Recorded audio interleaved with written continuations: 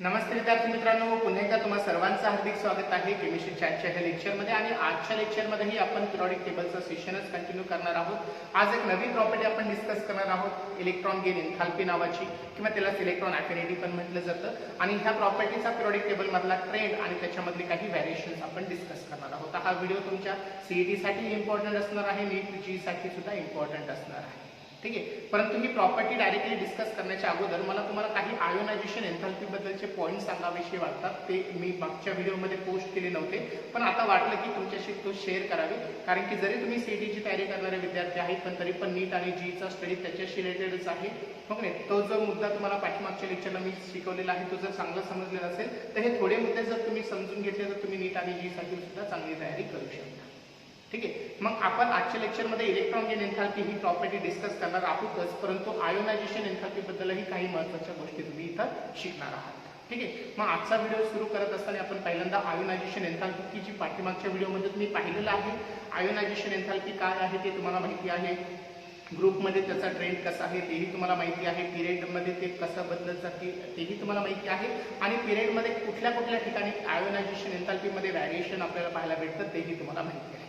फक्त त्याच्यामधले काही ॲडिशनल मुद्दे आज मला तुम्हाला सांगायचे आहेत, आणि मग आजच्या प्रॉपर्टीकडे आपण जाऊ। तर तुम्ही आजचा व्हिडिओ सुरू करत असताना नोट्समध्ये सगळ्यात पहिला पॉईंट आयोनायझेशन एन्थाल्पीच नोट करून घ्या।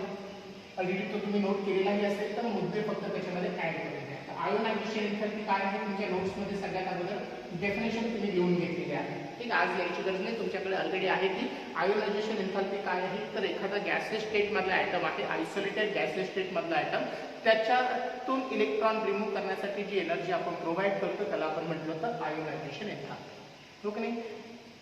आपण डेफिनेशन लिहिताना अशी लिहिली, the amount of energy required to release or to remove electron from the outermost shell of an isolated gaseous atom, ठीक आहे। आणि ही डेफिनेशन लिहिल्यावरती मग मी तुम्हाला सांगितलं होतं की ही जी प्रोसेस आहे आयोनायझेशन एन्थाल्पी, हो का नाही, तर ही प्रोसेस जी आहे ती एंडोथर्मिक प्रोसेस आहे, कारण की तिथं आपल्याला हीट प्रोव्हाइड करावी लागते कोणासाठी, त्या ॲटमसाठी इलेक्ट्रॉन लॉस होण्यासाठी। मग ज्या ज्या प्रोसेसमध्ये हीट सप्लाय केली जाते, हो की नाही, त्या त्या प्रोसेसला आपण म्हणतो एंडोथर्मिक प्रोसेस, आणि ज्या ज्या प्रोसेसेसमधून हीट रिलीज होत असते त्याला म्हटलं जातं एक्झोथर्मिक प्रोसेस। तर तुम्हाला जर विचारलं आयोनायझेशन एन्थाल्पी ही कुठली प्रोसेस आहे, तर तुम्हाला सांगता आलं पाहिजे की ती एक्झोथर्मिक प्रोसेस आहे, ठीक आहे। नंतर आपण पाहिलं होतं की याचे काही युनिट्स आहेत, कुठले कुठले, ही एक्झोथर्मिक प्रोसेस आहे, आणि त्याचे युनिट्स आपण एक्झोथर्मिक नाही एंडोथर्मिक प्रोसेस आहे, कारण की हीट तुम्ही रिलीज नाही केली, हीट तुम्ही प्रोव्हाइड केली, so it is endothermic process, okay. आणि युनिट बद्दल आपण पाहिलं होतं की त्याचे किलो जूल किंवा किलो कॅलरी किंवा इलेक्ट्रॉन व्होल्ट पर ॲटम, हे त्याचे काही युनिट्स आहेत, एमसीक्यू साठी ते महत्त्वाचे आहे। नंतर आपण पॉइंट डिस्कस केला होता की जर एखाद्या ग्रुपमध्ये तुम्ही टॉप टू बॉटम जर गेला, पिरियॉडिक टेबलमध्ये कुठल्याही ग्रुपमध्ये टॉप टू बॉटम जर गेला, तर ही आयोनायझेशन एन्थाल्पी जी आहे ती डिक्रीज होत जाते, हो ना। हेही तुम्हाला माहिती आहे की ionisation enthalpy in a group it decreases, आणि डिक्रीज होण्याचं रिझन तुम्ही सांगितलं होतं की तिथं ॲटॉमिक साईज जी आहे ती इन्क्रीज होते, आणि शेडिंग पण काय होते, इन्क्रीज होते, ठीक आहे। हे दोन रिझन आहे, त्याच्यामुळे इलेक्ट्रॉन आयोनायझेशन एन्थाल्पी जी आहे ती ग्रुप मध्ये एलिमेंटची काय होत जाते, डिक्रीज होत जाते। नंतर आपण डिस्कशन केलं होतं की पिरियडमध्ये काय होत जातं, पिरियॉडिक टेबलमध्ये लेफ्ट टू राईट जर मूवमेंट केली तर पिरियडमध्ये आयोनायझेशन एन्थाल्पी इन्क्रीज होते, आणि त्याचं रिझन आपण पाहिलं होतं की ॲटॉमिक साईज जी आहे ती डिक्रीज होत जाते अक्रॉस द पिरियड, आणि इफेक्टिव्ह न्यूक्लिअर चार्ज जो आहे, इफेक्टिव्ह न्यूक्लिअर चार्ज तो काय होत जातो, इन्क्रीज होत जातो। मग मी तुम्हाला लास्ट व्हिडिओमध्ये हे पण सांगितलं होतं की हा इफेक्टिव्ह न्यूक्लिअर चार्ज कसा काढला जातो, त्यासाठी एक फॉर्म्युला तुम्हाला दिला होता, Z effective is equal to Z minus sigma, आणि हा सिग्मा जो आहे तो स्क्रीनिंग कॉन्स्टंट आहे, किंवा त्याला शेल्टर्स कॉन्स्टंट पण म्हटलं जातं, आणि हा कॅल्क्युलेट करण्यासाठी हा फॉर्म्युला आहे, ठीक आहे। मग मी तुम्हाला शेल्टर्स रूल सांगितलं होता की तो कसा कॅल्क्युलेट केला जातो, ओके नाही, तर हे कॉम्पिटिटिव्हच्या दृष्टीने इम्पॉर्टंट आहे। तुम्ही जर फक्त बोर्ड आणि सीईटीची तयारी करत असाल तर हा मुद्दा तुम्हाला काही समजून नाही घेतला तरी चालेल, किंवा याला तुम्ही निग्लेक्ट केलं तरी चालेल, पण एवढे तर मुद्दे तुम्हाला माहिती पाहिजे की ग्रुपमध्ये ग्रुपमध्ये आयोनायझेशन एन्थाल्पीमध्ये काय चेंजेस होतात, आणि पिरियडमध्ये आयोनायझेशन एन्थाल्पीमध्ये काय चेंजेस होतात। आणि एकदम शेवटचा मुद्दा आपण डिस्कस केला होता की काही ठिकाणी आपल्याला काही ठिकाणी आपल्याला जो नॅचरल ट्रेंड आहे म्हणजे पिरियडमध्ये आयोनायझेशन एन्थाल्पीज काय व्हायला पाहिजे, इन्क्रीज होत गेला पाहिजे, पण काही ठिकाणी तो जो नॅचरल ट्रेंड आहे तो बदलतो. मग कुठे बदलतो ते मी तुम्हाला सांगितलं होतं की सपोज आपण दुसऱ्या ग्रुपमध्ये सेकंड नंबरच्या पिरियडमध्ये, ग्रुपमध्ये नाही पिरियडमध्ये, पिरियडिक टेबल तुम्ही समोर ठेवा आणि पिरियडिक टेबलमध्ये सेकंड नंबरचा पिरियड ऑब्झर्व करा. तर त्याच्यामध्ये कोणते कोणते इलेमेंट आहे पहा. इलेमेंट आहे लिथियम, त्यानंतर आहे बेरिलियम, नंतर आहे बोरॉन, मग आहे कार्बन, नायट्रोजन, ऑक्सिजन, फ्लोरीन आणि निऑन. तर हे इलेमेंट आहेत, 8 इलेमेंट सेकंड नंबरच्या पिरियडमध्ये असणार आहे. आणि नॅचरल ट्रेंड असं यायला पाहिजे ह्या कन्सेप्ट प्रमाणे की ॲटॉमिक साईज जी आहे ती डिक्रीज होत जाते आणि ॲटॉमिक साईज डिक्रीज होत असताना इफेक्टिव्ह न्यूक्लिअर चार्ज त्याचा वाढत जातो. म्हणजे इफेक्टिव्ह न्यूक्लिअर चार्ज वाढत गेल्यामुळे ही जी आयोनायझेशन एन्थाल्पी आहे या प्रत्येकाच्या आउटरमोस्ट शेलमधून एक इलेक्ट्रॉन काढण्यासाठी जी एनर्जी आहे ती इन्क्रीज होत जायला गेली पाहिजे. हो की नाही. म्हणजे लिथियमची एन्थाल्पी अशी होती, बेरिलियमची जास्त असायला पाहिजे होती, बोरॉनची जास्त असायला पाहिजे होती. ठीक आहे. तर हा नॅचरल ट्रेंड आहे जे आपण स्टडी केलं होतं त्याप्रमाणे. परंतु मी तुम्हाला सांगितलं होतं की याच्यामध्ये आपल्याला व्हॅरिएशन पाहायला भेटतं. जो नॅचरल ट्रेंड आहे तो फॉलो होत नाही. तर इथं होतं काय की लिथियमची एनर्जी कमी असते बेरिलियमपेक्षा आणि बेरिलियमची जास्त असते ॲज पर नॅचरल ट्रेंड. जसं नॅचरल ट्रेंड आहे तसा. परंतु होतं असं की बेरिलियमची एन्थाल्पी जास्त होते बोरॉनपेक्षा, बोरॉनची एन्थाल्पी कमी होते. म्हणजे इथं आपल्याला व्हॅरिएशन पाहायला भेटलं. नंतर बोरॉनपेक्षा कार्बनची जास्त होते, कार्बनपेक्षा नायट्रोजनची जास्त होते. हा पण नॅचरल ट्रेंड आहे. परंतु पुन्हा आपल्याला व्हॅरिएशन पाहायला भेटलं की नायट्रोजनची जास्त आहे ऑक्सिजनपेक्षा आणि ऑक्सिजनची कमी आहे नायट्रोजनपेक्षा. ठीक आहे. आणि पुढे पुन्हा नॅचरल ट्रेंड आहे. तर ह्या दोन ठिकाणी आपल्याला व्हॅरिएशन पाहायला भेटलं होतं आणि हे व्हॅरिएशन का पाहायला भेटलं याचं रिझनही आपण एक्सप्लेन केलेलं आहे. बघ नाही तुम्हाला आठवत असेल हे व्हॅरिएशन पाहायला भेटण्याचं कारण काय की इथे होतं काय की बेरिलियमची जी इलेक्ट्रॉन आहे आउटरमोस्ट शेलमध्ये इलेक्ट्रॉन तुम्ही जर पाहिले तर ते जातात कशामध्ये 2s2 आणि बोरॉनची जातात 2s2 2p1 मध्ये. मग बेरिलियमचा जो इलेक्ट्रॉन रिमूव्ह करायचा आहे तो s ऑर्बिटल मधून रिमूव्ह करायचा आहे आणि बोरॉनचा जो इलेक्ट्रॉन रिमूव्ह करायचा आहे तो p ऑर्बिटल मधून रिमूव्ह करायचा आहे. दोघांमध्ये पण शेल कॉमन आहे, फक्त सबशेल डिफरंट आहे. मग मी तुम्हाला सांगितलं होतं की जे सबशेल्स आहेत s p d f यांच्याकडे एक पॉवर असते, ती पॉवर म्हणजे पेनिट्रेटिंग पॉवर. हो की नाही. मग पेनिट्रेटिंग पॉवर म्हणजे काय तेही मी तुम्हाला सांगितलं की इलेक्ट्रॉन होल्ड करून ठेवण्याची ॲबिलिटी. मग ही जी ॲबिलिटी आहे ती कशी असते तर एस ऑर्बिटलची खूप जास्त असते, पीची त्यापेक्षा कमी असते, डीची कमी असते आणि एफची कमी असते. सगळ्यात कमी पेनिट्रेटिंग पॉवर जी आहे एफ ऑर्बिटलची असते, म्हणजे त्याच्याकडे होल्ड करून ठेवण्याची ॲबिलिटी कमी आहे. आणि इलेक्ट्रॉनला होल्ड करून ठेवण्याची ॲबिलिटी सगळ्यात जास्त कोणाकडे आहे एस ऑर्बिटलकडे. आणि म्हणून इथून जर इलेक्ट्रॉन काढायचं असेल तर मॅक्झिमम एनर्जी तुम्हाला द्यावी लागते पी मधल्या इलेक्ट्रॉन पी मधल्या ऑर्बिटलचा इलेक्ट्रॉन रिमूव्ह करण्यापेक्षा. ठीक आहे. आणि हे रिझन तुम्हाला इथे एक्सप्लेन करायचं. ठीक आहे. इथं काय रिझन एक्सप्लेन करायचं why this observe because penetrating power किंवा पेनिट्रेशन पॉवर. ठीक आहे. आणि नंतर मी तुम्हाला सांगितलं होतं की नायट्रोजन आणि ऑक्सिजन ह्या दोघांमध्ये का व्हॅरिएशन पाहायला भेटलं. नायट्रोजनची कमी असायला हवी होती आणि ऑक्सिजनची जास्त असायला हवी होती ह्या नॅचरल ट्रेंड प्रमाणे.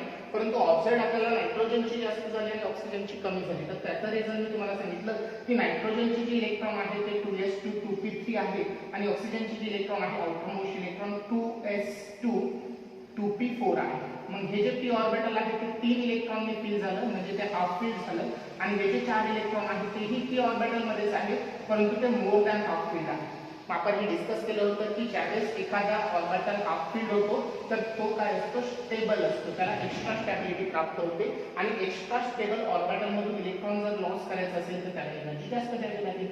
हो की नाही. आणि इथलाही इलेक्ट्रॉन काढायचा पण याची स्टॅबिलिटी यापेक्षा कमी असल्यामुळे इथला इलेक्ट्रॉन काढण्यासाठी आपल्याला काही जास्त एनर्जीची गरज पडणार नाही. आणि म्हणून हे नॅचरल ट्रेंड जो आहे तो इथं काही प्रमाणात बदलला आणि आपल्याला व्हॅरिएशन दिसून आलं की नायट्रोजनची एन्थाल्पी ऑक्सिजनपेक्षा जास्त झाली. ठीक आहे. आणि म्हणून ज्यावेळेस तुम्हाला जर शॉर्ट नोटसाठी विचारलं की नायट्रोजनची एन्थाल्पी ऑक्सिजनपेक्षा का बरं जास्त आहे तर तुम्हाला हे एक्सप्लेन करता आलं पाहिजे. Stability of half filled orbital.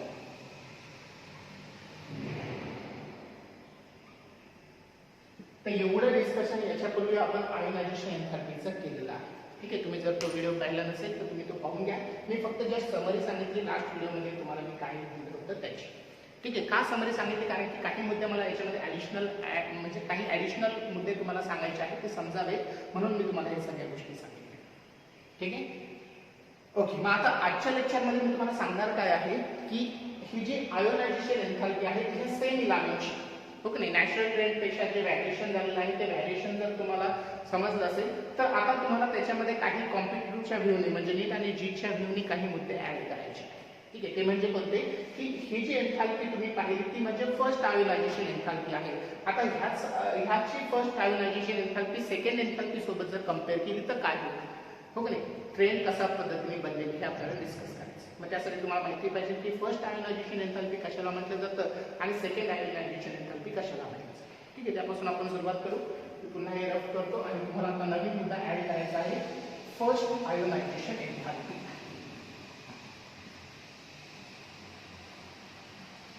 Okay, तर एखादं उदाहरण मी देतो म्हणजे तुम्हाला चांगल्या पद्धतीने समजेल. सपोज अल्काली मेटल मी कुठलाही एखादा घेतो, लिथियम, ठीक आहे. लिथियम तुम्हाला तुमच्या नोटमध्ये नोट करायचं आहे आणि त्याचं कॉन्फिगरेशन करायचं लिथियम. तर लिथियम याचा ॲटॉमिक नंबर 3 आहे आणि इलेक्ट्रॉनिक कॉन्फिगरेशन तुम्ही जर काढलं तर ते आहे 1s2 2s1, ठीक आहे.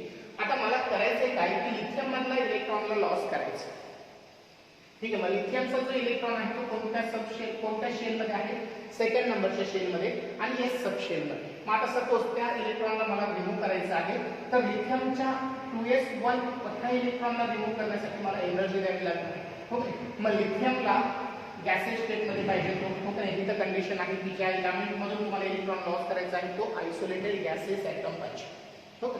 मग आता हा जो लिथियम आहे आयसोलेटेड आहे आणि गॅसेस पण आहे, तर याच्यातून इलेक्ट्रॉन लॉस करण्यासाठी मी जी एनर्जी दिली ती एनर्जी म्हणजे आयोनायझेशन एन्थॅल्पी, ओके नाही. मग त्या एनर्जीमुळे झालं काय, लिथियम मधला एक इलेक्ट्रॉन लॉस झाला.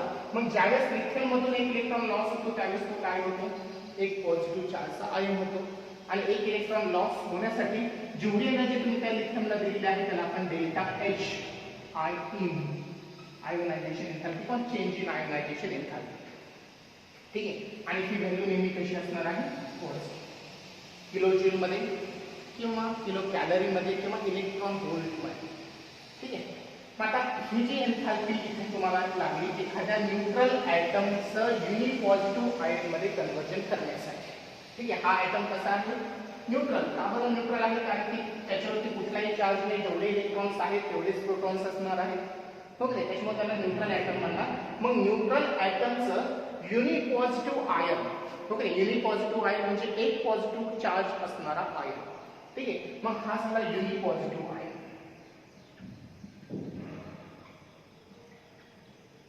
मग ज्यावेळेस एखाद्या न्यूट्रल ॲटमचं कन्व्हर्जन तुम्ही युनिपॉझिटिव्ह आयन मध्ये करतात, कशी, एनर्जी प्रोव्हाइड करून, कोणती एनर्जी, आयोनायझेशन एन्थॅल्पी. मग ही जी आयोनायझेशन एन्थॅल्पी आणि ही जी एन्थॅल्पी न्यूट्रल ॲटमचं युनिपॉझिटिव्ह आयन मध्ये कन्व्हर्जन करतो त्याला आपण म्हणतो फर्स्ट आयोनायझेशन एन्थॅल्पी. लिहिताना आपण IE1 असं लिहितो,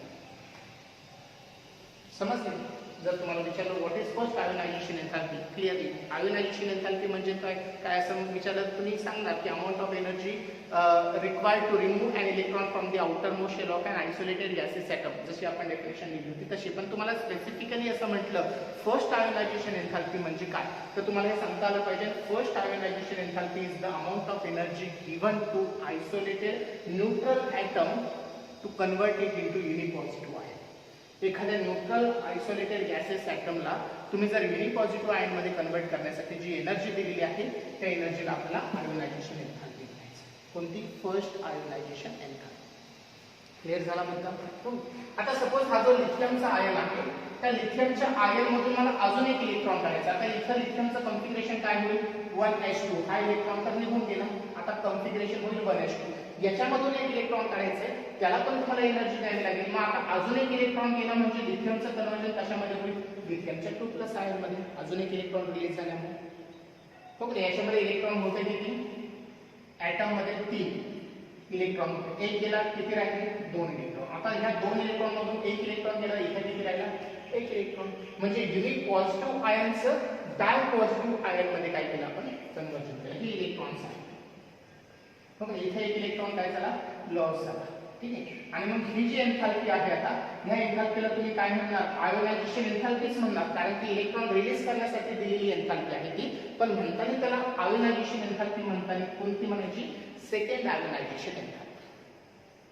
लक्षात आलं. मग सेकंड आयोनायझेशन एन्थाल्पी म्हणजे काय, तर युनिक पॉझिटिव्ह आयनचं डाय पॉझिटिव्ह आयन मध्ये कन्व्हर्जन करण्यासाठी जी एनर्जी तुम्ही देता ती म्हणजे second ionisation enthalpy.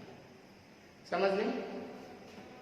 Unique positive आयनचं डाय पॉझिटिव्ह आयन मध्ये कन्व्हर्जन करण्यासाठी जेवढी एनर्जी तुम्ही देत आहात त्याला इलेक्ट्रॉन रिमूव्ह करण्यासाठी, हो की नाही, तर त्या एनर्जीला आपल्याला आयोनायझेशन एन्थाल्पीच म्हणायचं, पण स्पेसिफिकली त्याला कुठला वर्ड यूज करायचा, सेकंड आयोनायझेशन एन्थाल्पी.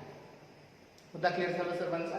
ओके. आता हा जो एक इलेक्ट्रॉन राहिला तोही काढायचा जर असेल, लिथियमच्या 2+ मधून एक इलेक्ट्रॉन काढायचा आणि लिथियमचं कन्वर्जन 3+ मध्ये करायचंय, हो की नाही. पुन्हा एक इलेक्ट्रॉन काढला, आता इथं एक इलेक्ट्रॉन होता तोही गेला, म्हणजे इथं इलेक्ट्रॉन किती राहिले, 0 राहिले. ओके. मग आता मला सांगा, ही जी एन्थाल्पी तुम्ही इथं प्रोव्हाइड करणार आहात डाय पॉझिटिव्हचं ट्राय पॉझिटिव्ह मध्ये कन्वर्जन करण्यासाठी, ती जी एन्थाल्पी आहे ती कोणती एन्थाल्पी असेल, थर्ड आयोनायझेशन एन्थाल्पी. ठीक आहे. आता याच्या पुढे एन्थाल्पी भेटतील का लिथियमच्या, नाही, कारण की इलेक्ट्रॉन आहे तेवढे सगळे काढून टाकले आपण. त्याच्याऐवजी बेरिलियम असतं तर मग अजून एक एन्थाल्पी आली असती, बोरॉन असतं तर अजून 5वी एन्थाल्पी आली असती. म्हणजे जेवढे इलेक्ट्रॉन्स आहेत तेवढे रिमूव्ह करून आपल्याला तेवढ्या आयोनायझेशन एन्थाल्पी भेटतात, हो की नाही. म्हणजे आयोनायझेशन एन्थाल्पी टोटल किती होऊ शकतात एखाद्या ॲटम मध्ये, तर जेवढे इलेक्ट्रॉन त्याच्यामध्ये आहेत तेवढ्या होऊ शकतात. समजलं. तर हा मुद्दा तुम्हाला समजून घ्यायचा आहे. याच्यावर जर काही क्वेश्चन्स विचारले कॉम्पिटिटिव्हला तर ते तुम्हाला सांगता आले पाहिजे. आता क्वेश्चन कसे विचारले जातात याच्यावरती ते पहा. सपोज आता आपल्याला ट्रेंड माहिती आहे आणि व्हॅरिएशन पण माहिती आहे. पिरियड मध्ये across the period left to right, second नंबरचं उदाहरण आपण घेतलं होतं. लिथियम पेक्षा बेरिलियमची जास्त आहे amount of energy ionisation enthalpy, हो की नाही. पण बेरिलियमची जास्त झाली बोरॉन पेक्षा, पेनिट्रेटिंग पॉवर जास्त असल्यामुळे s ऑर्बिटलचा. बोरॉन पेक्षा जास्त झाली कार्बनची, कार्बन पेक्षा जास्त झाली नायट्रोजनची, पण नायट्रोजनची जास्त झाली ऑक्सिजन पेक्षा, ऑक्सिजनची कमी झाली. ह्याचं रिझन आपण पाहिलं होतं की नायट्रोजनची इलेक्ट्रॉन हे हाफ फील्ड ऑर्बिटल मध्ये आहे, त्याच्यामुळे स्टेबल आहे, आणि ऑक्सिजनचे मोर दॅन हाफ फील्ड असल्यामुळे अनस्टेबल आहे, तिथून इलेक्ट्रॉन काढण्यासाठी कमी एनर्जी. आणि मग ऑक्सिजनपेक्षा जास्त फ्लोरीनच्या आणि फ्लोरीनपेक्षाही जास्त निऑन. तर हे व्हॅरिएशन आपण डिस्कस केलं, पण हे जे व्हॅरिएशन आहे ते कोणाचं आहे, तर ते आहे फर्स्ट आयोनायझेशन एन्थाल्पी. ओके. आता हे तर तुम्हाला बोर्ड लेवलला समजून जाईल की फर्स्ट आयोनायझेशन एन्थाल्पी मध्ये असं व्हॅरिएशन आहे. पण आता कॉम्पिटिटिव्हला जर तुम्हाला विचारलं क्वेश्चन की ह्याच सगळ्या इलेमेंटची सेकंड आयोनायझेशन एन्थाल्पी जर कम्पेअर केली तर तो ट्रेंड कसा असेल, लक्षात येते. इलेमेंट सेम आहेत सेकंड नंबरच्या पिरियड मध्ये, पण आता तुम्हाला करायचं काय, त्याची सेकंड आयोनायझेशन एन्थाल्पी कम्पेअर करायची, फर्स्ट एन्थाल्पी कम्पेअर करायची नाही.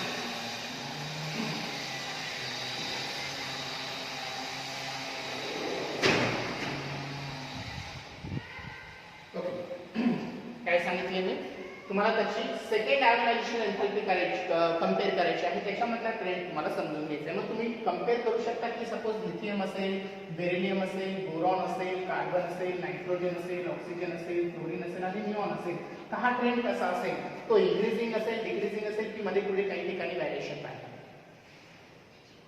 ठीक आहे. तर त्यासाठी तुम्हाला त्यांचं कॉन्फिगरेशन पाहावं लागेल. लिथियमचे इलेक्ट्रॉन कशामध्ये आहे, 1s2 सेकंड आयोनायझेशन एन्थाल्पीसाठी. फर्स्ट आयोनायझेशन एन्थाल्पीसाठी काय होतं, 1s2 2s2, ओके. याचं काय होतं 1s2 2s2, याचं होतं 1s2 2s2 2p1, याचं होतं 1s2 2s2 2p3, राईट 2, याचं होतं 1s2 2s2 2p3, याचं होतं 1s2 2s2 2p4, याचं होतं 1s2 2s2 2p5, आणि इनर गॅस जो आहे शेवटचा त्याचं होतं 1s2 2s2 2p6. Last phase मधून इलेक्ट्रॉन काढण्यासाठी जी एनर्जी आपण प्रोव्हाइड करतो ती म्हणजे आयोनायझेशन एन्थाल्पी. ओके. आपण इथं पाहिलं की 2s मधला एक इलेक्ट्रॉन काढला, 2s2 मधला पण एक इलेक्ट्रॉन काढला, दोन्ही पण s ऑर्बिटल मध्ये आहे, पेनिट्रेटिंग पॉवर सेम आहे, त्याच्यामुळे जो नॅचरल ट्रेंड आहे की लेफ्ट टू राईट इन्क्रीज होती ऍटम आयोनायझेशन एन्थाल्पी. तर इथं नॅचरल ट्रेंड आपला फॉलो झाला, लिथियम पेक्षा बेरिलियमची जास्त झाली, बेरिलियमची जास्त झाली, बोरॉन पेक्षा नॅचरल ट्रेंड जो आहे त्याच्यामध्ये व्हॅरिएशन पाहायला भेटलं. त्याचं कारण की s मध्ये ऑर्बिटल आहे, इथे p मध्ये ऑर्बिटल, p ऑर्बिटल मध्ये इलेक्ट्रॉन आहे, हो की नाही.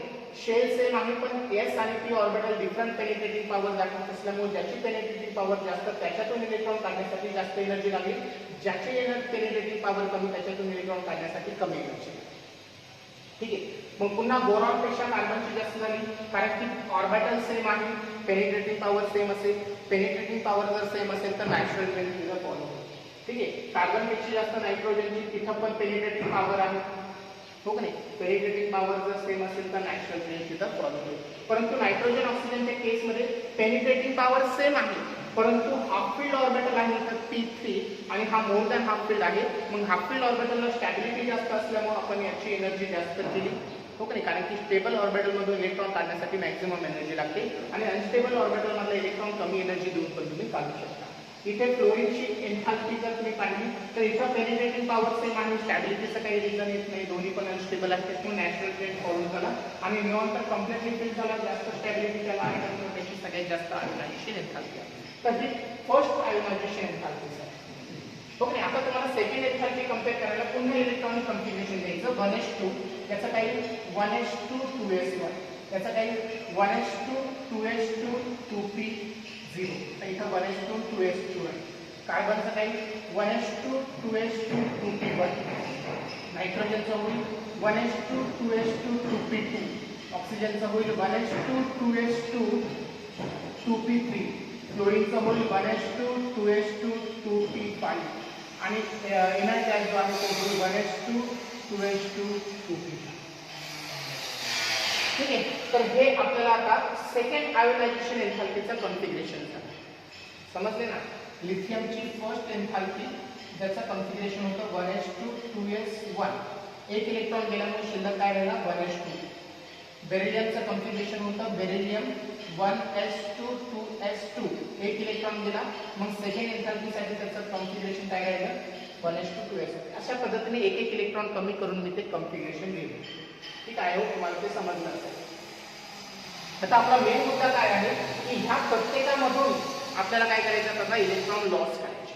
म्हणजे आता सेकंड आयोनायझेशन एन्थाल्पी आपल्याला प्रोव्हाइड करावी लागेल. मग ती सेकंड एन्थाल्पी कुणाची कमी असेल कुणाची जास्त असेल हा ट्रेंड आपल्याला समजून घ्यायचा आहे, कुठे व्हॅरिएशन होईल ते समजून घ्यायचं. नॅचरल ट्रेंड असा आहे की इथं इन्क्रीज व्हायला पाहिजे, ओके, ऑब्विसली इन्क्रीज व्हायला पाहिजे, पण आता व्हॅरिएशन आपल्याला कॉन्फिगरेशन वरून पाहायला पाहिजे. मग मला सांगा 1s2 आणि 2s1 यांच्यामधला इलेक्ट्रॉन काढायचा, ठीक आहे. तर 1s2 आणि 2s1 त्याच्यापैकी 1s2 एकच शेल आहे, इथं दोन शेल आहे, पण याची साईज कमी होईल. याची साईज जर कमी होईल तर याची एन्थाल्पी काय होईल, जास्त लागेल. ज्याची साईज कमी होईल त्याच्यातून इलेक्ट्रॉन काढण्यासाठी एन्थाल्पी जास्त लागेल, कारण की न्यूक्लियर चार्ज तिथे जास्त प्रिडॉमिनंट होईल, ठीक आहे. तर पहिलं व्हॅरिएशन इथं पाहायला पाहिजे. बेरिलियम आणि बोरॉन जर तुम्ही पाहिलं तर दोघं पण s ऑर्बिटलमध्ये आहे, पेनिट्रेटिंग पॉवर तर सेम असेल. मग पेनिट्रेटिंग पॉवर सेम आहे तर इथं काय होईल, हे जे s इलेक्ट्रॉन आहे दोन आहे, इथं एकच आहे, म्हणजे आता इथं होईल काय की इथं न्यूक्लियर चार्ज जास्त होईल, ओके. मग इथं न्यूक्लियर चार्ज जास्त झाल्यामुळे त्याच्यामधला इलेक्ट्रॉन काढण्यासाठी जास्त एनर्जी द्यावी लागेल, ठीक आहे. आता बोरॉन कार्बनला कम्पेअर करा 2s मध्ये 2p मध्ये, दोन्ही पण शेल सेम आहे, फक्त s ऑर्बिटल p ऑर्बिटल कोणाची पेनिट्रेटिंग पॉवर जास्त असेल s ऑर्बिटलची. मग s ऑर्बिटलची पेनिट्रेटिंग पॉवर जर जास्त आहे तर त्याची एनर्जी जास्त असेल, इलेक्ट्रॉन रिमूव्ह करण्यासाठी कार्बनची कमी होईल. कार्बन आणि नायट्रोजन कम्पेअर केलं तर नायट्रोजनची जास्त असेल, कारण की शेल सेम आहे, पेनिट्रेटिंग पॉवर p ऑर्बिटलचा पण सेम आहे, तिथे इलेक्ट्रॉन जास्त असल्यामुळे त्याची एनर्जी जास्त येईल, हो की नाही. ऑक्सिजनची काय होईल, नायट्रोजन पेक्षाही जास्त. इथं जे व्हॅरिएशन आहे ती इथं पाहायला भेटणार नाही, कारण की आता नायट्रोजन हा स्टेबल राहिलेला नाही इलेक्ट्रॉन रिमूव्ह केल्यावरती, ठीक आहे, तो अनस्टेबल झाला. आता ऑक्सिजन हा स्टेबल झाला 3p मुळे, त्याच्यामध्ये काय आहे, आता स्टेबल कॉन्फिगरेशन अचीव झालं. स्टेबल कॉन्फिगरेशन जर अचीव झालं तर तिथं इलेक्ट्रॉन काढण्यासाठी जास्त एनर्जी लागेल. आता फ्लोरीन जर पाहिलं तर फ्लोरीनमध्ये किती इलेक्ट्रॉन राहिले, 4 राहिले. फ्लोरीनमध्ये इलेक्ट्रॉन किती राहिले, 4, आणि ऑक्सिजन मध्ये आहे 3. मग आता हा मोर दॅन हाफ फील झाला, हा लेस दॅन हाफ फील झाला, त्याच्यामुळे याची एनर्जी काय होईल, ऑक्सिजनची फ्लोरीन पेक्षा जास्त होईल. आणि निऑनची कंपेअर केली तर फ्लोरीनची कमी असेल, निऑनची जास्त. दोघांची पेनिट्रेटिंग पॉवर सेम आहे, इलेक्ट्रॉन याच्यामध्ये जास्त आहे, समजले. तर हे सेकंड आयोनायझेशन एन्थाल्पी मध्ये हा ट्रेंड तुम्हाला पाहायला भेटेल. तर अशी एन्थाल्पी जर बदलत गेली तर ट्रेंड कसा बदलेल ते तुम्हाला फक्त समजलं पाहिजे.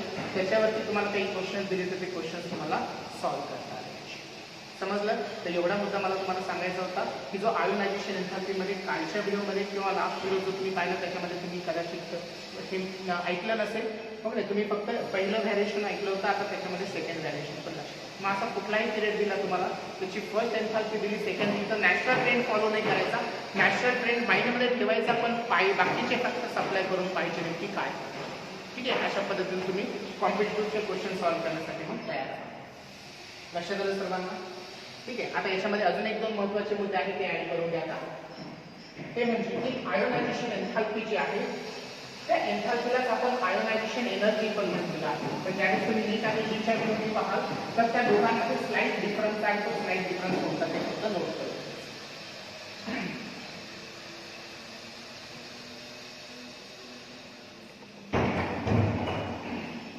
बाकीच्या हॉलमध्ये काम चालत असल्यामुळे होतंय काय की दरवाजा उघडला तर खूप सारा नॉईज येतो, डिस्टर्ब होतो. तुम्ही हे नोटीस पण केलेलं असेल की बराचसा आवाज येत आहे आजूबाजूकडून. ठीक आहे, पण काय पर्याय नाही आपल्याकडे, आपल्याला हे आवाजामध्ये लेक्चर घ्यावं लागणार आहे.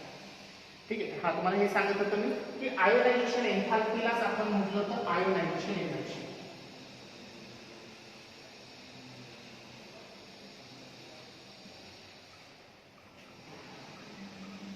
तुम्ही ज्यावेळेस बोर्ड लेवलवर जाल त्यावेळेस त्या दोघा नावांमध्ये काही फरक वाटणार नाही तुम्हाला. पण ज्यावेळेस तुम्ही कॉम्पिटिटिव्हचे बुक्स पाहाल, रेफरन्स बुक, तर त्याच्यामध्ये तुम्हाला एनर्जी आणि एन्थाल्पीमध्ये फरक जाईल.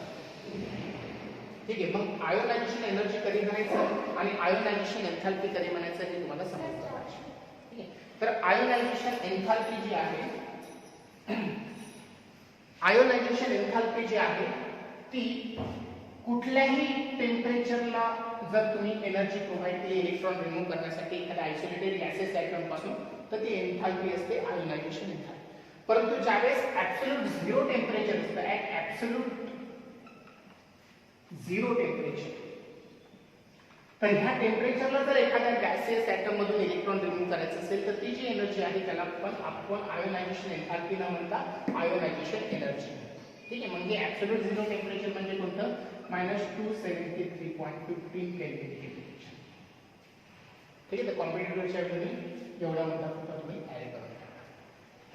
समजलं? So this is all about ionisation enthalpy.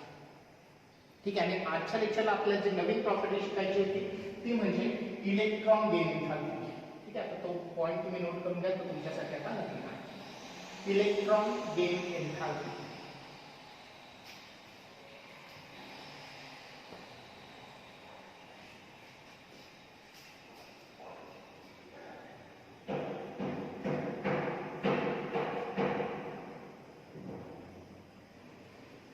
किंवा त्याला इलेक्ट्रॉन ऍक्टिव्हिटी पण म्हटलं जातं.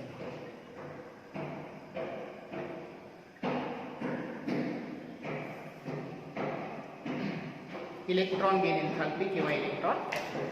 ठीक आहे. मग आता ही इलेक्ट्रॉन गेन एन्थाल्पी किंवा इलेक्ट्रॉन ऍक्टिव्हिटी एकदम सोपी आहे जर तुम्हाला इलेक्ट्रॉन आयोनायझेशन एन्थाल्पी समजली असेल तर. ठीक आहे. आयोनायझेशन एनर्जी म्हणजे काय पाहिलं होतं आपण? एखादा गॅसेस ॲटम आहे, आयसोलेटेड गॅसेस ॲटम, त्याच्यामधून इलेक्ट्रॉन काढायचा आहे आणि इलेक्ट्रॉन काढण्यासाठी आपल्याला एनर्जी त्याला प्रोव्हाइड करायची आहे. जी एनर्जी आपण त्याला प्रोव्हाइड केली ती एनर्जी म्हणजे आयोनायझेशन एनर्जी. आता हीच प्रोसेस आपल्याला रिव्हर्स करायची. रिव्हर्स करायची म्हणजे काय करायचंय? एखाद्या ॲटम मधून इलेक्ट्रॉन रिमूव्ह करण्याच्या ऐवजी एखाद्या ॲटमच्या बॅलन्स शेलमध्ये इलेक्ट्रॉन ऍड करायचं. ठीक आहे. जसं क्लोरीनचं एक्झाम्पल आहे.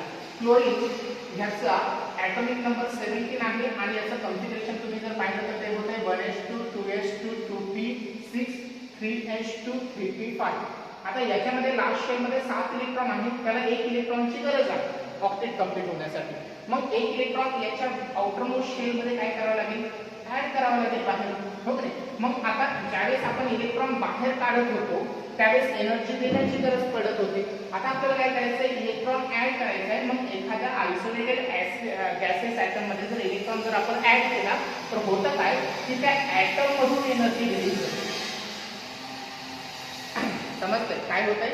त्या ॲटम मधून एनर्जी रिलीज होते. मग इलेक्ट्रॉन ऍड केल्यावरती एखाद्या ॲटम मध्ये जेवढी अमाऊंट ऑफ एनर्जी रिलीज होत असते त्या एनर्जीला आपल्याला नाव द्यायचं असतं electron gain enthalpy.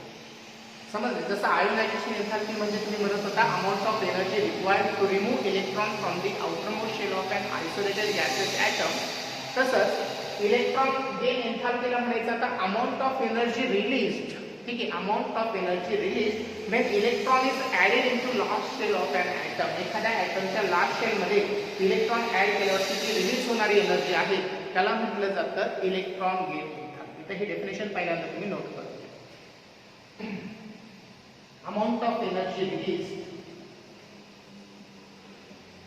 when electron is added into last shell of an atom.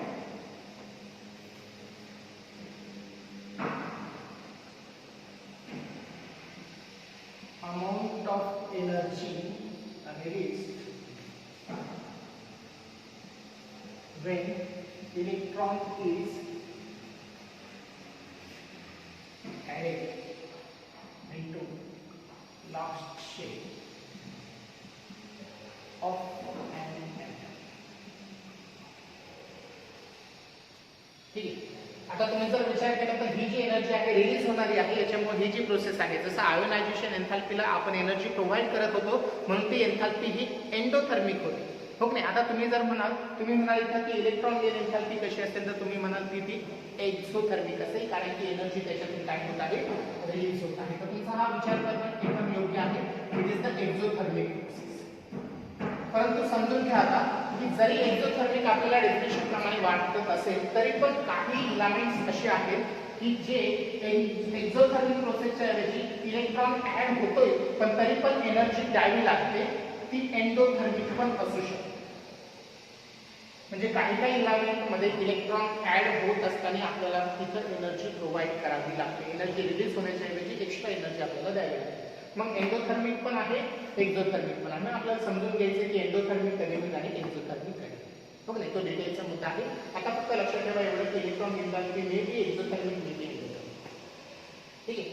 मग आता त्याचं ग्रुपमध्ये आता त्याचे युनिट जसे त्या इलेक्ट्रॉन आयोनायझेशन एन्थाल्पीचे जे युनिट होते तेच युनिट इथं पण द्या, किलो कॅलरी मध्ये किंवा किलो जूल मध्ये किंवा इलेक्ट्रॉन व्होल्ट पर ॲटम.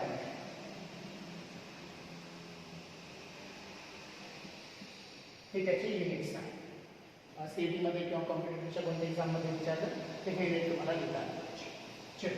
आता आपल्याला पाहिजे की ग्रुपमध्ये त्याचं व्हॅल्युएशन कसं होईल. ठीक आहे, तर ग्रुपमध्ये काय होत जातं आपल्याला माहिती आहे की ग्रुपमध्ये ॲटॉमिक साईज वाढत जाते, हो की. आपण एखाद्या ग्रुपमधल्या इलेमेंटला कम्पेअर केलं तर ॲटॉमिक साईज काय होत जाते, वाढत जाते. आणि शेवटच्या शेलमध्ये इलेक्ट्रॉन आपल्याला काय करायचं आहे, ऍड करायचं आहे. मग इलेक्ट्रॉन ऍड करताना एनर्जी काय होणार आहे म्हटलं मी, रिलीज होणार आहे. प्रत्येकामधून एनर्जी काय होईल, रिलीज होईल. मग आता इथं रिलीज होणारी जी एनर्जी आहे ती कम्पेअर करायची इथं रिलीज होणाऱ्या एनर्जी सोबत. साईज वाढली तर एनर्जी कमी रिलीज होईल की जास्त रिलीज होईल हे आपल्याला स्टडी करायचं. ठीक आहे, तर समजून घ्या की ज्यावेळेस एखाद्या ग्रुपमध्ये आपण टॉप टू बॉटम जाऊ तर साईज वाढत जाते. आपल्याला माहिती आहे साईज वाढल्यामुळे होतं काय की जे शेल्डिंग आहे, शेल्डिंग समजतं ना सर्वांना, लास्ट शेलचा इलेक्ट्रॉन होतं काय, लास्ट शेलचा इलेक्ट्रॉन न्यूक्लियसकडे अट्रॅक्ट होण्यापासून मिडलच्या शेलचे इलेक्ट्रॉन काय करतात, प्रोटेक्ट करतात लास्ट शेल, हो की नाही. त्याला आपण म्हटलं शिल्डिंग. आणि ही शिल्डिंग वाढल्यामुळे इलेक्ट्रॉनमध्ये आणि न्यूक्लियसमध्ये फोर्स ऑफ अट्रॅक्शन कमी होऊन जातं. ठीक आहे, आयोनायझेशन एन्थाल्पीच्या वेळेस होत काय होतं की हा इलेक्ट्रॉन काढायचा होता आणि हे अट्रॅक्शन कमी असल्यामुळं, जास्त साईजचा जो ॲटम आहे त्याच्यामध्ये अट्रॅक्शन कमी असल्यामुळं, शिल्डिंग जास्त असल्यामुळं झालं काय की एनर्जी कमी द्यावी लागली आणि इलेक्ट्रॉन इझिली रिमूव्ह झाला. पण तो जर तुम्ही कमी शेल असणाऱ्या ॲटमचं कंपॅरिझन केलं असतं, ओके, साईज कमी आहे, इलेक्ट्रॉन मध्ये आणि न्यूक्लियस मध्ये कमी डिस्टन्स असल्यामुळे शिल्डिंग पण कमी असल्यामुळे अट्रॅक्शन आहे आणि हा इलेक्ट्रॉन काढण्यासाठी आपल्याला एनर्जी तिथे जास्त द्यावी लागली कारण की अट्रॅक्शन ब्रेक करावं लागेल. ओके, आता आपल्याला इथं अपोजिट प्रोसेस काय करायची की इलेक्ट्रॉन आता ऍड करायचा, इथं पण इलेक्ट्रॉन काय करायचा, ऍड करायचा. मग इलेक्ट्रॉन ऍड केल्यावरती जिथं जास्त अट्रॅक्शन असेल तिथून जास्त एनर्जी बाहेर पडेल. ओके, मग ज्याची साईज कमी असते, ज्याची साईज कमी असते त्याच्यामध्ये इलेक्ट्रॉन ऍड केला तर अट्रॅक्शन जास्त असल्यामुळे एनर्जी जास्तीत जास्त प्रमाणामध्ये बाहेर पडते. आणि जर साईज वाढली तर अट्रॅक्शन कमी होतं, शिल्डिंग वाढली मग अट्रॅक्शन कमी होतं आणि अट्रॅक्शन कमी झाल्यामुळे इलेक्ट्रॉन ऍड झाल्यावरती एनर्जी कमी प्रमाणामध्ये काय होते, बाहेर पडते. तर तुम्हाला इथं ग्रुपमध्ये एवढं स्टेटमेंट करायचं आहे, in a group from top to bottom, in a group from top to bottom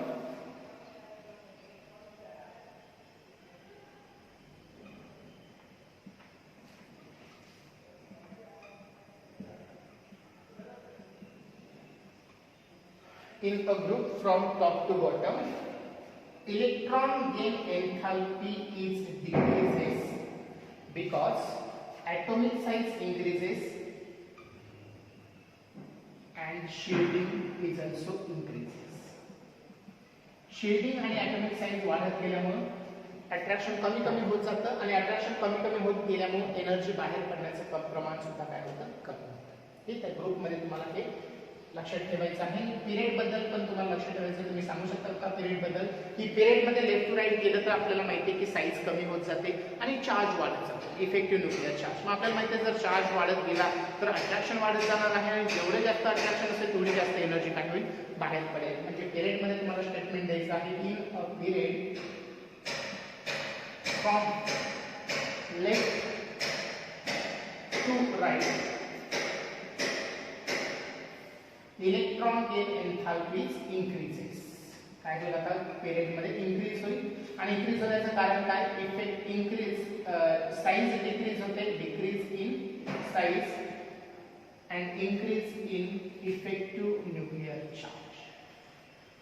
तर हे शॉर्ट नोट साठीचे मुद्दे आहे. एवढे तुम्हाला 2 मार्कासाठी जर विचारलं right a note on electron gain एन्थॅल्पी तर हे मुद्दे तुम्हाला एक्सप्लेन करायचे. एवढ्या मुद्द्यांवरती तुम्ही कॉम्पिटिटिव्हला हँडल नाही करू शकत, कॉम्पिटिटिव्हचे क्वेश्चन टॅकल करू शकत नाही. हे फक्त बोर्डचे नोट्स लिहिण्यासाठी तुम्हाला येतात. ठीक आहे. आता हे लिहून झाल्यावरती, हे समजल्यावरती आपल्याला कॉम्पिटिटिव्हच्या एक्झाम्समध्ये म्हणजे सीईटी असेल, नीट असेल किंवा जी असेल तर त्यांच्यामधले क्वेश्चन्स कसे सॉल्व्ह करायचे इलेक्ट्रॉन गेन एन्थॅल्पीचे तर ॲडिशनल मुद्दे आता तुम्हाला समजून घ्यायचे. ठीक आहे. मग आता जे कॉम्पिटिटिव्हची तयारी करणारे विद्यार्थी आहेत त्यांनी फक्त आता विशेष याच्यावरती फोकस करा की इलेक्ट्रॉन गेन एन्थॅल्पी ही एंडोथर्मिक कधी असेल आणि एक्झोथर्मिक कधी असेल.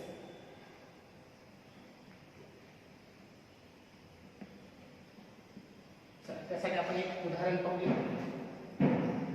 सपोज पिरियड सेकंड नंबरची इलेमेंट, जसं व्हॅरिएशन आपल्याला पाहायला भेटलं होतं पिरियड मध्ये, ग्रुप मध्ये शक्यतो व्हॅरिएशन पाहायला नाही भेटत. काही मोजक्या ठिकाणच आहेत की ग्रुप मध्ये पण व्हॅरिएशन पाहायला भेटतं.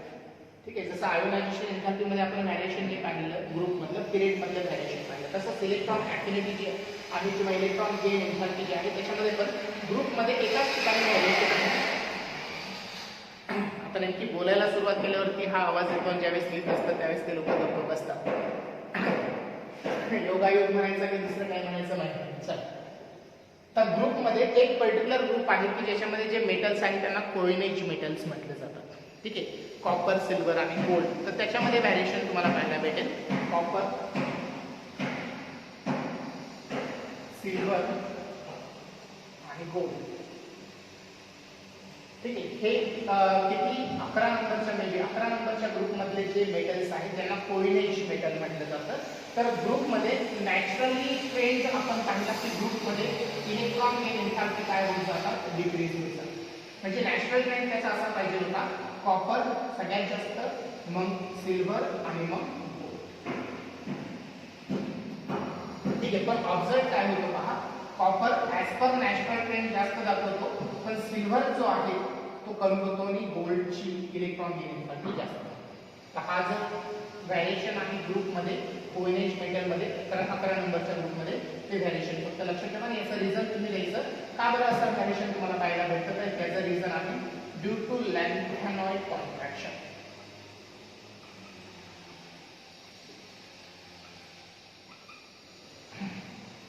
ठीक आहे. माझा हे लॅन्थेनॉइड कॉन्ट्रॅक्शन काय आहे त्याच्यावरती अख्खा एक लेक्चर जाईल आपलं, बरोबर नाही. आणि ते एक वेगळ्या टॉपिकचा पार्ट आहे हा. ज्यावेळेस तुम्ही 12वीला जाल तर 12वीमध्ये ट्रान्झिशन आणि इनर ट्रान्झिशन नावाचा एक टॉपिक आहे. त्या टॉपिकमध्ये तुम्हाला हे डिटेलमध्ये सांगितलं गेलेलं आहे की लॅन्थेनॉइड कॉन्ट्रॅक्शन काय आहे. पूर्ण पिरियडिक टेबल समजण्यावरती ते समजतं लॅन्थेनॉइड कॉन्ट्रॅक्शन. आता समजू शकतं तुम्हाला, पण वेळ जाईल आणि तो वेळ तुम्हाला काही फायद्याचा नसेल कारण की त्याच्यावरती काही क्वेश्चन्स आता 11वीला तर तुम्हाला विचारणार नाही. 11वीला फक्त तुम्हाला एवढं नाव माहिती पाहिजे की हे लॅन्थेनॉइड कॉन्ट्रॅक्शनमुळे हे जे कोइनेज मेटल्स आहेत त्यांच्यामध्ये आपल्याला व्हॅरिएशन पाहायला भेटते. ठीक आहे. एवढा मुद्दा फक्त तुम्ही नोट करून ठेवा, त्याला हायलाइट करा की जेणेकरून तुम्हाला समजेल की हे पुढे गेल्यावरती आपल्याला. ठीक आहे. तर ग्रुपमध्ये एका ठिकाणी व्हॅरिएशन आपल्याला पाहिजे, परंतु पिरियड मध्ये आपल्याला व्हॅरिएशन कुठे कुठे पाहायला भेटतं पहा. पिरियड मध्ये सेकंड ग्रुपची इलेमेंट आपण जर कन्सिडर केली, lithium, beryllium, boron, carbon, nitrogen, oxygen, chlorine आणि आता जेवढे इलेमेंट आहे पिरियडिक टेबल मध्ये त्या पिरियडिक टेबलचे ग्रुप मध्ये हे पहिल्या प्लेसचे इलेमेंट आहे. एस ब्लॉक आणि P block. D block include केलेला. एस ब्लॉकचे हे 2 ग्रुप मधले इलेमेंट आणि पी ब्लॉकचे हे 6 ग्रुप मधले element.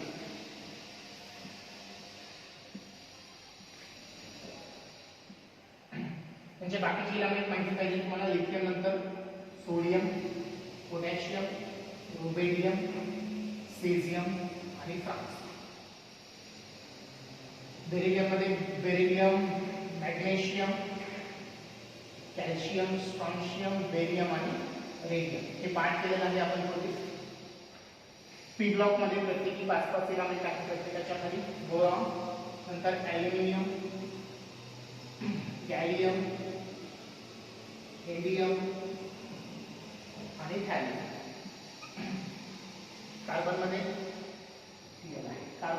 Carbon, silicon, germanium, tin आणि लीड.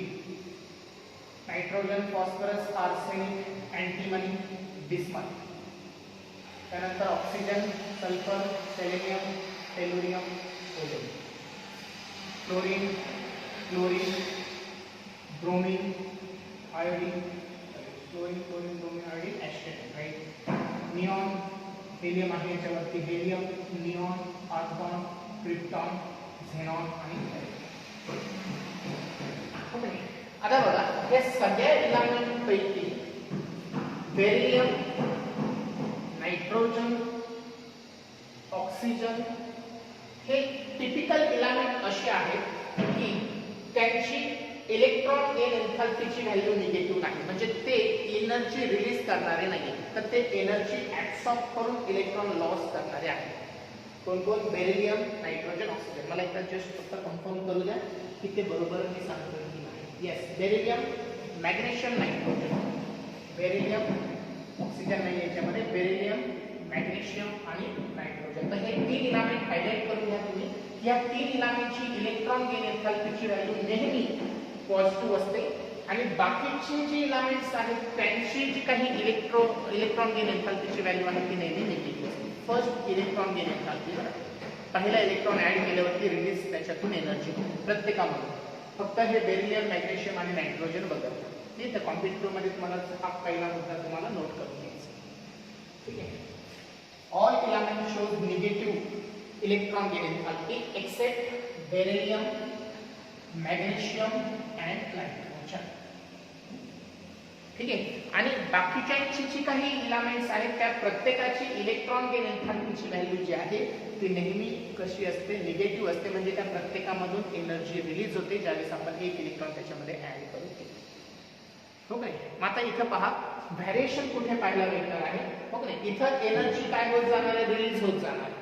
हो काय? पण नॅचरल ट्रेंड सांगतो की रिलीज होत असताना व्हॅल्यूज डिक्रीज होत जातील. इथे रिलीज होताना व्हॅल्यूज डिक्रीज होत जातील, व्हॅल्यूज डिक्रीज होत जातील कुठल्याही ग्रुपमध्ये नॅचरल ट्रेंड प्रमाणे. आणि पिरियड मध्ये त्या व्हॅल्यूज काय होत गेल्या पाहिजे होत्या? इन्क्रीज होत गेल्या पाहिजे. पण त्याच्यामध्ये आता व्हॅरिएशन पाहायला भेटेल. कुठे कुठे व्हॅरिएशन पाहायला भेटेल ते फक्त नोट करून घ्यायचे आपल्याला. पहिला मुद्दा हा नोट केला सर्वांनी. All elements shows negative electron gain enthalpies values except beryllium, magnesium and nitrogen. ठीक आहे. आणि आता मग नॅचरल ट्रेंड मध्ये कुठे व्हॅरिएशन पाहायला भेटतं ते व्हॅरिएशन आता आपल्याला डिस्कस करायचं. मुद्दा काय की आता variation observed in electron gain एन्थॅल्पीज.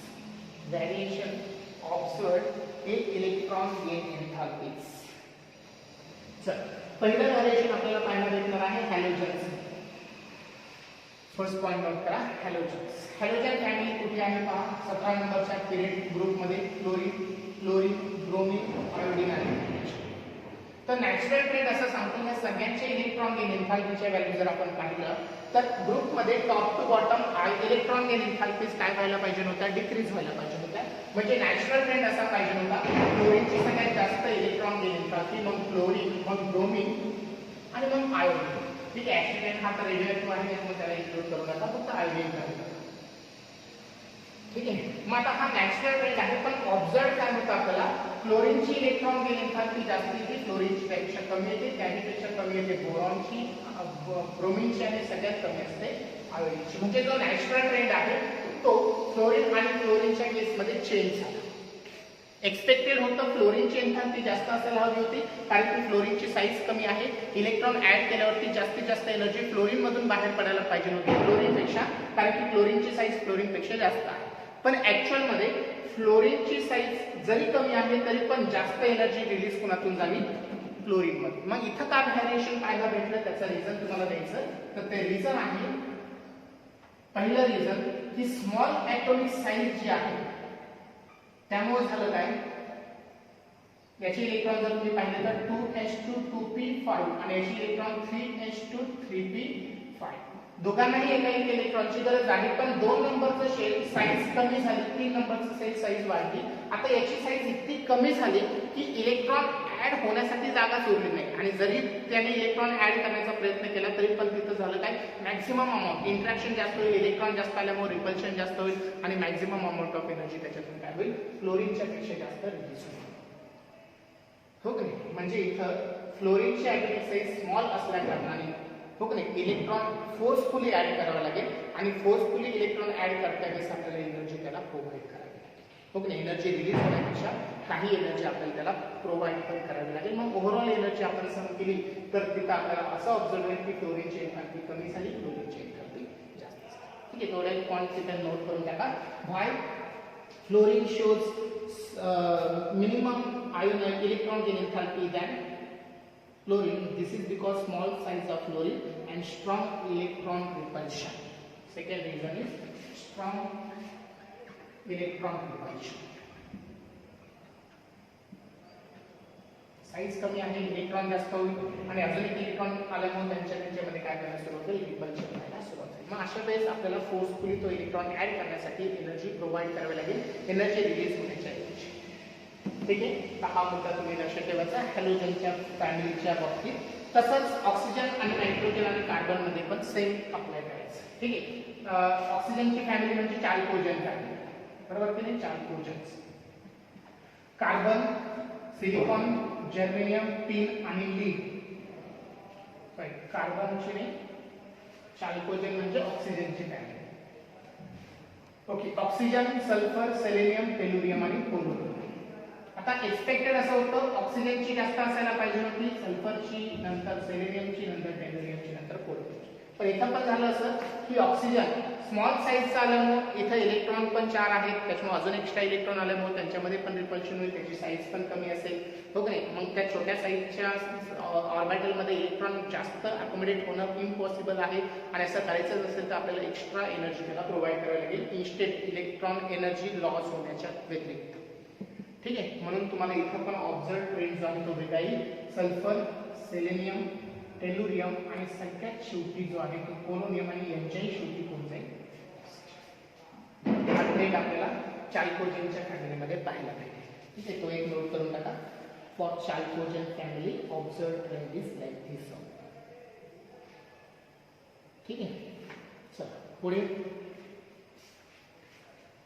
प्रत्येक ठिकाणी आता तुम्ही असेस करा, जो सेकंड प्लेसचा इलेमेंट आहे त्याची एन्थाल्पी, इलेक्ट्रॉन गेन एन्थाल्पी ही जास्त असेल फर्स्ट प्लेसच्या इलेमेंटपेक्षा, आणि त्याचं रिझन तुम्ही देखील स्मॉल ॲटॉमिक साईज आणि स्ट्रॉंग इलेक्ट्रॉन रिपल्शन. तर हे व्हॅरिएशन आपल्याला पाहायला भेटतं पिरियडमध्ये आणि ग्रुपमध्ये. लक्षात आलं सर्वांच्या. अजून एक व्हॅरिएशन आपल्याला पाहायला भेटेल पिरियडमध्ये, ते म्हणजे असं की ज्यावेळेस आपण लेफ्ट टू राईट जाऊ, पिरियडमध्ये लेफ्ट टू राईट जाऊ, तर सगळ्यात लेफ्टला जी इलामेंट आहे एकदम एक्स्ट्रीम लेफ्ट साईडची जी इलामेंट आहे ते म्हणजे इनर्ट गॅस.